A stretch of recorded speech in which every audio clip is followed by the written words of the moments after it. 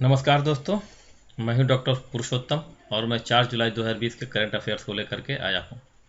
उम्मीद है दोस्तों इस कोरोना पेंडेमिक के दौरान अपने पॉजिटिविटी को नेगेटिविटी में नहीं बदले दिए होंगे और उत्साह और उमंग के साथ अपने तैयारी में लगे होंगे। तो आइए दोस्तों, आज के करंट अफेयर्स के पहले क्वेश्चन को हम लोग देखते हैं। पहला क्वेश्चन ये है कि जोजिला दर्रा कहाँ अवस्थित है। जोजिला दर्रा कहाँ अवस्थित है? ऑप्शन है ए जम्मू, बी लद्दाख मतलब जम्मू कश्मीर, बी लद्दाख, सी हिमाचल प्रदेश, डी उत्तराखंड। तो इसका आंसर हो जाएगा जम्मू कश्मीर। जोजिला दर्रा जो है जम्मू कश्मीर में अवस्थित है। ये हाल में इसलिए चर्चा में है क्योंकि अभी हाल ही में जोजिला दर्रा में सुरंग बनाने की बात की हुई है कि जल्दी ही श्रीनगर और लेह को जोजिला दर्रा से जोड़ा जाएगा। और पता है कि चूँकि जम्मू कश्मीर का वर्तमान समय में विभाजन हो गया है और जम्मू कश्मीर और लद्दाख दो अलग अलग राज्य बन चुके हैं, तो इसलिए जोजिला दर्रा की प्रासंगिकता बढ़ गई है। अब आइए देखते हैं कि जोजिला दर्रा है कहाँ पर। देखिए, यह जो है इंडिया का मानचित्र है। जब इस मानचित्र पर जाते हैं तो ये हमारा जो है ये इसको हम लोग बोलते हैं जोजिला है। यही हमारा जोजिला दर्रा है। अब ये जोजिला दर्रा है और यहाँ पे जो है यहाँ पर हमारा है श्रीनगर और यहाँ पर है हमारा लेह। ये हमारा है श्रीनगर और ये हमारा है लेह। श्रीनगर कहाँ है? जम्मू कश्मीर में और लेह कहाँ है? लद्दाख में। अब यहाँ से श्रीनगर से लेह को जोड़ने के लिए सबसे उपयुक्त जो पास है वो है जोजिला पास, जो कहाँ अवस्थित है? जम्मू कश्मीर में। मतलब जम्मू कश्मीर लगभग बॉर्डर के पास में ये अवस्थित है। अब ये जो है कि जोजिला जो है वो जोजिला ये जो है यह अवस्थित किस पर्वत पर है? क्योंकि यहाँ पर कई पर्वत श्रृंखलाएं हैं, तो किस पर्वत पर अवस्थित है? तो जोजिला जो है जास्कर पर्वत श्रृंखला पर अवस्थित है। यहाँ पर हमारा जो है देखिए, यहाँ पर हमारा हो जाता है काराकोरम, यहाँ हमारा हो जाता है लद्दाख और ये हमारा हो जाता है जास्कर। तो जास्कर जो है जास्कर पर जो है ये जास्कर जो पर्वत श्रेणी है उसी पर ये जोजिला दर्रा अवस्थित है। और ये जो दर्रा है जोजिला वह सिंधु नदी के द्वारा, सिंधु नदी से प्रवाहित होती है, इस नदी के द्वारा ये जो है बना हुआ है। तो जो जोजिला दर्रा की बात करते हैं तो जोजिला दर्रा में 2-3 फैक्ट्स है जिसको हमें जान लेना चाहिए। पहला कि जोजिला दर्रा जो है वो लेह एवं श्रीनगर को जोड़ेगा। दूसरा फैक्ट जो है कि जोजिला जो है जास्कर पर्वत श्रेणी पर अवस्थित है। तीसरा जो फैक्ट है, जोजिला जो है सिंधु नदी के द्वारा निर्मित है। सिंधु नदी के द्वारा काटकर इस दर्रा को बनाया गया है। देखिए, जास्कर रेंज पर है और ये श्रीनगर और लेह को जोड़ेगा। सिंधु नदी के द्वारा निर्मित है। अब हमारा जो नेक्स्ट क्वेश्चन है क्वेश्चन नंबर 2। क्वेश्चन नंबर 2 है कि सरोज खान जिनका हाल ही में निधन हुआ है, इन्होंने किस क्षेत्र में योगदान दिया है? सरोज खान जिनका हाल ही में निधन हुआ है किस क्षेत्र में योगदान दिया है? ए है कोरियोग्राफी के क्षेत्र में, बी गीतकार के रूप में, सी संगीतकार के रूप में, डी फिल्म निर्माता के रूप में। तो सरोज खान का जो योगदान रहा है वो कोरियोग्राफर के रूप में रहा है। ये भारत की सबसे बड़ी कोरियोग्राफर थी। इन्होंने लगभग 2000 से अधिक गानों की कोरियोग्राफी की है। कोरियोग्राफी का मतलब होता है डांस से संबंधित एक विधि है जिसमें डांस कैसे किया जाए, कैसे करना चाहिए, कैसे मूव्स होना चाहिए, कैसे स्टेप्स होना चाहिए, संगीत के अकॉर्डिंगली उसकी ये डायरेक्टर थी, उसको ये बताती थी। जिनको हम लोग संगीत के डायरेक्टर होते हैं स्पेशली उसको हम लोग कोरियोग्राफर कहते हैं। तो ये जो है इनका योगदान जो था किस में था? कोरियोग्राफी में था और ये कोरियोग्राफर थी। सरोज खान ये 2000 से अधिक सॉन्ग की कोरियोग्राफी कर चुकी हैं।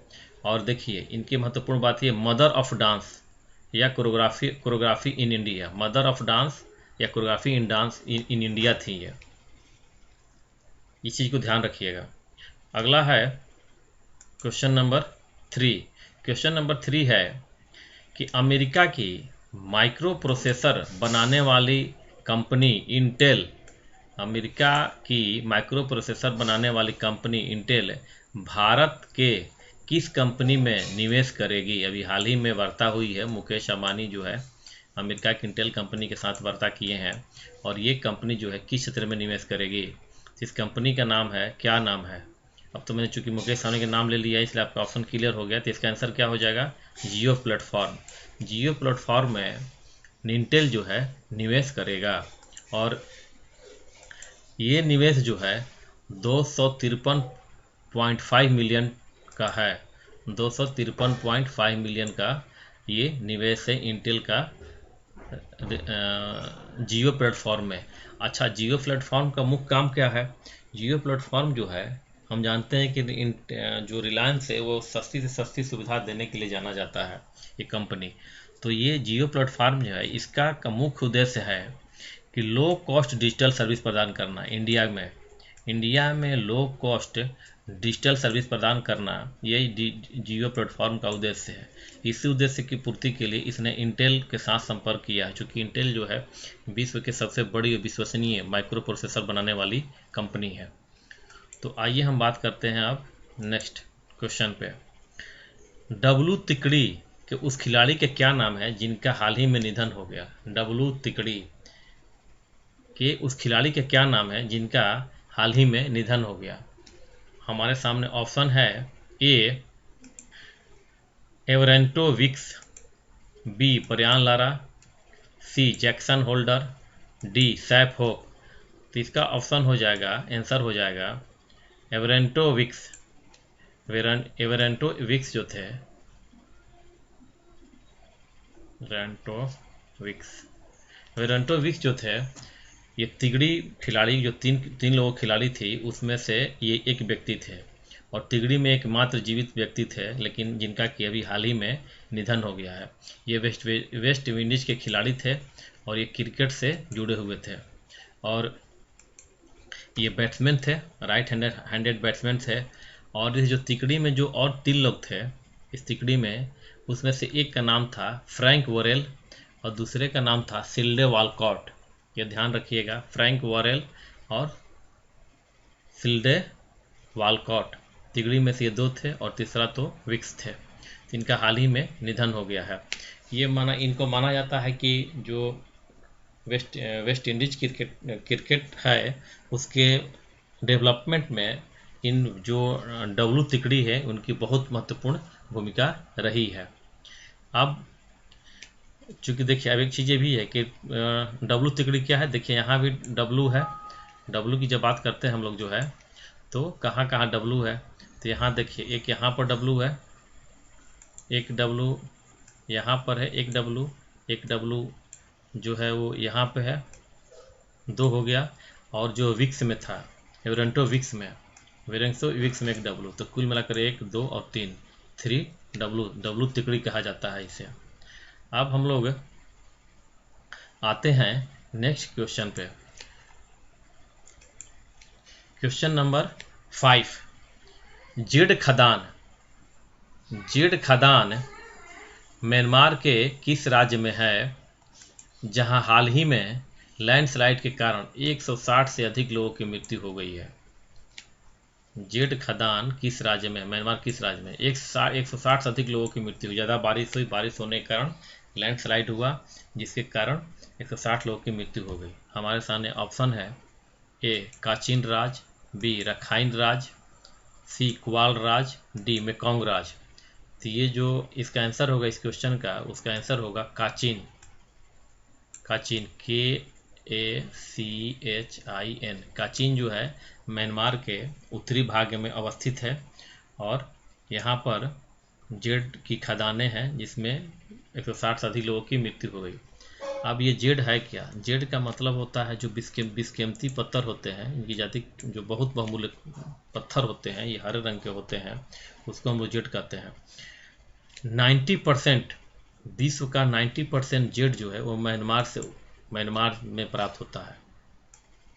म्यांमार में विश्व का 90% जो है वो जेड स्टोन प्राप्त होता है। 90%, ध्यान रखिएगा 90%। लेकिन हमारे लिए महत्वपूर्ण ये है कि ध्यान रखना कि जो जेड खदान है या काचिन खदान जिसमें कि 160 लोगों की मृत्यु हो गई, वो किस देश में है, तो कहाँ है? म्यांमार में। ये क्वेश्चन थोड़ा सा अंदर गहराई पे जाता है तो पूछ सकता है कि विश्व के 90% या सबसे अधिक जेड जो है, बेशकीमती पत्थर जो है, वो कहाँ से प्राप्त होता है, तो कहाँ हो जाएगा? म्यांमार। अब हम लोग आते हैं नेक्स्ट क्वेश्चन पे। क्वेश्चन नंबर 6, नीबू बाजगो जल विद्युत परियोजना जम्मू कश्मीर के किस नदी पर अवस्थित है? ये चर्चा रहा है हाल में, इसलिए कि चूँकि अभी भारत के प्रधानमंत्री लद्दाख के दौरे पर गए थे, तो वहाँ पर नीबू एयरपोर्ट है, वहीं पे अपना उन्होंने लैंडिंग किया था और वहीं से सेनाओं को संबोधित किया था। तो ये महत्वपूर्ण हो जाता है और ये काफ़ी स्ट्रेटेजिक महत्व का एयरपोर्ट है। और ये जो है नीबू बाजगो जो है ये किस नदी पर? तो इसका ऑप्शन हो जाएगा ए सिंधु, बी झेलम, सी ब्यास, डी रावी। तो इसका आंसर हो जाएगा ए सिंधु नदी पर है। और ये जो है नीबू बाजगो वो जो हमारा लद्दाख राज्य है उस लद्दाख राज्य में अवस्थित है और लेह से 75 किलोमीटर की दूरी पर है। लेह से 75 किलोमीटर की दूरी पर है ये, और लद्दाख में है ये, ध्यान रखना होगा। और ये जो नीबू बाजगो पावर प्रोजेक्ट है ये भारत की एक अति महत्वपूर्ण पावर प्रोजेक्ट में से है, चूँकि इसकी ऊंचाई जो है अच्छी खासी है। इसकी जो ऊंचाई है वो लगभग 187 फीट 188 फीट के आसपास है, तो इसको आप ध्यान रखेंगे। तो उम्मीद है कि दोस्तों आपको ये वीडियो पसंद आया होगा, और मैं फिर बोलूँगा कि कम पढ़े सही पढ़े, इससे आपकी ऊर्जा और समय दोनों की बचत होती है। थैंक यू दोस्तों, इस चैनल को लाइक कीजिए, सब्सक्राइब कीजिए, शेयर कीजिए। धन्यवाद।